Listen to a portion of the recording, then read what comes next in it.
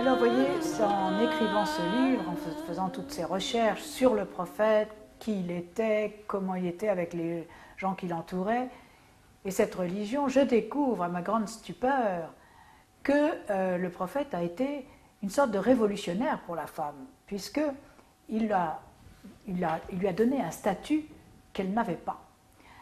Avant l'islam, les femmes on pouvait épouser 10, 15 femmes, les répudier sans problème.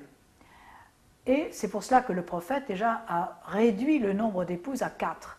Alors quand aujourd'hui dans la société occidentale on dit « Ah, l'islam est une religion polygame, rétrograde », non, déjà pour le prophète c'était une modernisation fantastique d'avoir réduit à 4. Et il dit bien qu'il faut assumer l'égalité, respecter l'égalité totale entre les 4 femmes, et que si on n'est pas capable, si on n'a pas la fortune suffisante pour donner les mêmes choses aux 4, eh bien on n'en garde qu'une.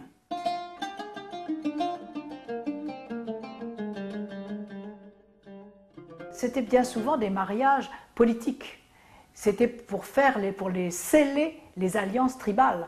Car à l'époque, dans les 10 années de Médine, s'est faite la conquête de toute la péninsule arabique, et donc il fallait pour cela vraiment unir les tribus, et à l'époque, les seuls moyens d'alliance, c'était les traités d'alliance, c'était les mariages. En plus de quelques petits accords comme ça, verbaux, mais le mariage était l'alliance la plus forte.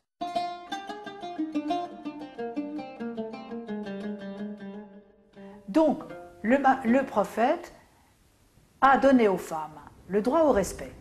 Lui-même a été d'un respect parfait et d'une courtoisie totale avec toutes les femmes. Il se levait quand une femme entrait dans la pièce où il était.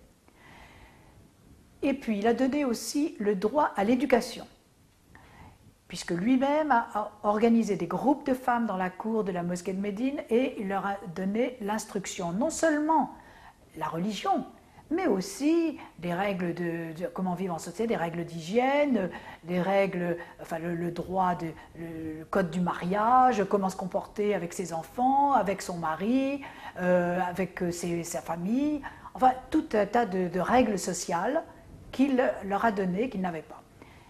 Les règles d'hygiène, bien sûr, avant la prière, les ablutions, tout cela, bon. Et puis il leur a donné le droit à l'héritage, puisqu'elles peuvent hériter de leur père, de leur famille. Bien sûr, elles n'héritent que de la moitié de ce qui revient aux garçons, mais elles héritent. Et puis, il leur a donné le droit au travail, puisqu'elles ont le droit d'avoir leurs petites occupations, que ce soit de l'artisanat, de faire pousser des légumes dans leur jardin et d'aller les vendre au marché, et elles ont la liberté totale de gérer les biens de leur travail.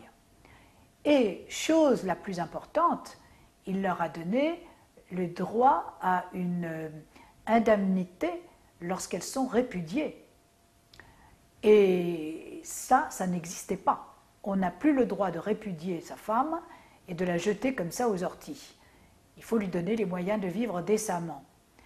Et voilà, c'est ce qui sera ensuite la grande activité d'Aïcha, d'éviter les mariages forcés, car ça aussi, le prophète ne voulait pas que l'on oblige une jeune fille à épouser un homme sans son consentement.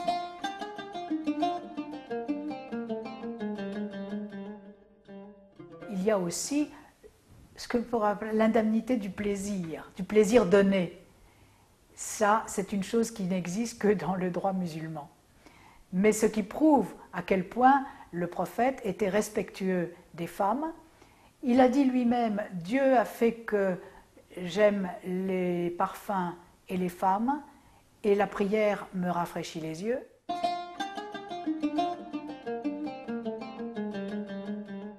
Alors, pour bien résumer justement la position du prophète à l'égard des femmes, n'oublions pas que ses derniers mots avant de mourir, ça a été « protégez vos femmes » et que, en plus, une chose que je voudrais rappeler aussi, quand il a donné le droit au travail aux femmes, eh bien, c'était non seulement elles ont le droit de vendre leurs produits et de gérer leurs biens, mais en plus, le mari n'a pas le droit de toucher à cet argent que la femme a gagné.